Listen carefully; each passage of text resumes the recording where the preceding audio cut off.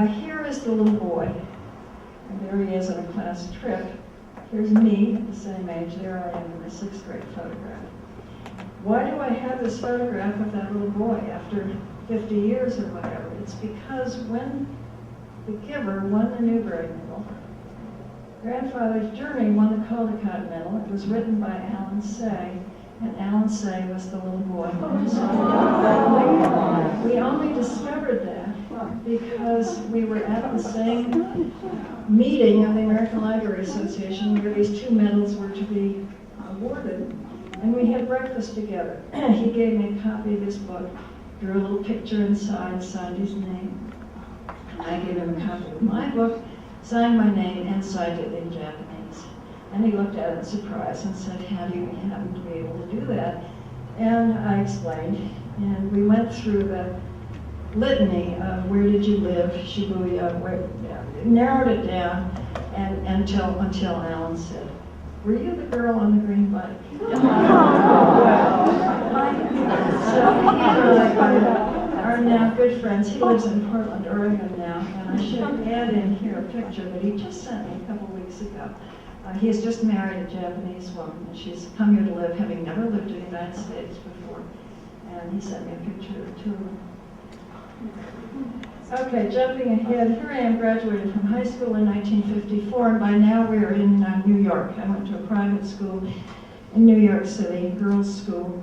I was awarded a scholarship to study writing at Brown University. So when I was 17, I went off to Brown, and when I was 19, I left Brown and got married, because that's what women did in those days. They sort of set aside their own aspirations and followed some guy, in my case, the football player, and off to the West Coast.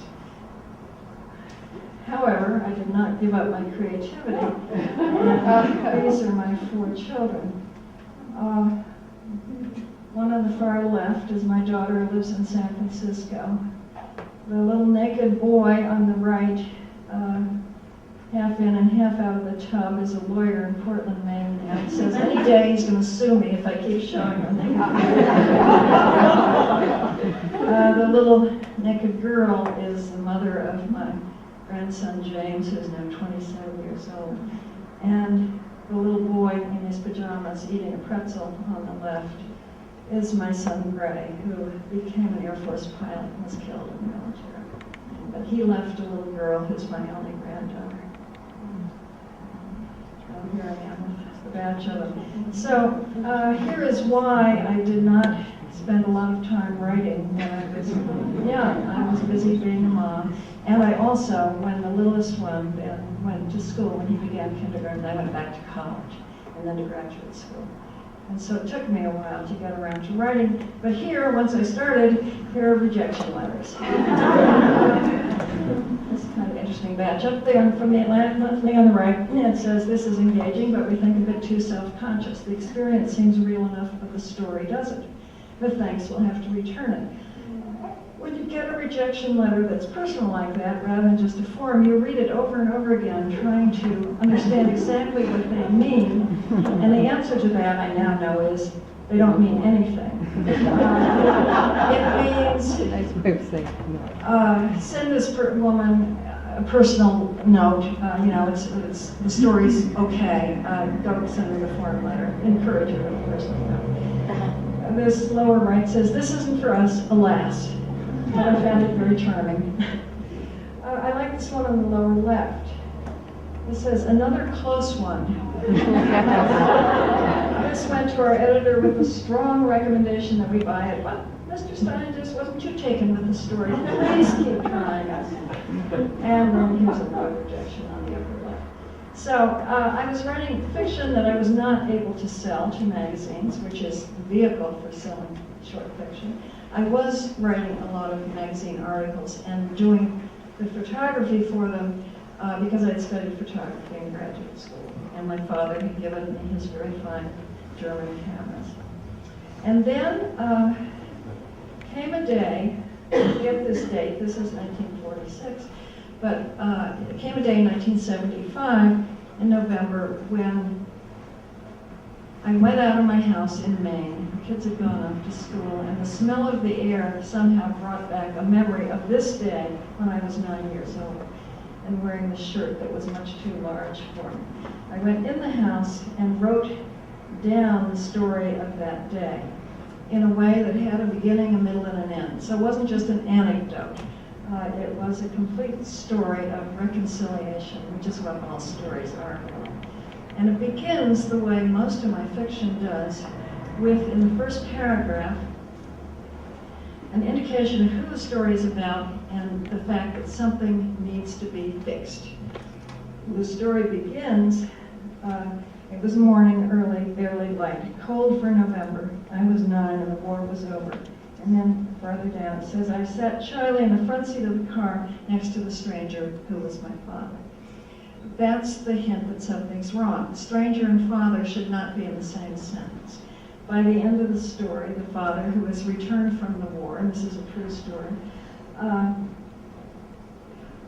he and the little girl have again achieved the closeness that they once had before he went off to the war. So it's a story of coming home and coming to terms with relationships. It later, and I think I probably, yeah, it quite recently became this picture book when an editor from Scholastic happened on that story that was published 30-some years ago, asked me to do some small revisions, hired an illustrator, hired exactly the right illustrator, who happens to live, though he's Russian, in Pennsylvania, so he knew the landscape of this day when my father took me out hunting.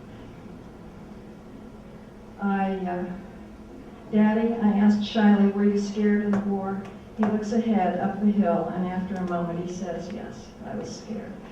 I wrote to the illustrator, whom I've never met, and asked him if I could buy one of the original paintings for this book. And of course I hoped he would write back and say, oh, I'll give you one. He didn't. He sold me this book. I have it framed at home. This is my sister when she was being a beauty queen of some sort in high school. The two girls in the summer to die are very true to my recollection, at least, of my sister and myself. She was the glamorous one, the popular one. I was the introvert. I won the Latin prize when she was the May queen. All of that. And she was in some ways, often my best friend, and as sisters are, often my worst enemy. My sidekick, my partner in crime occasionally.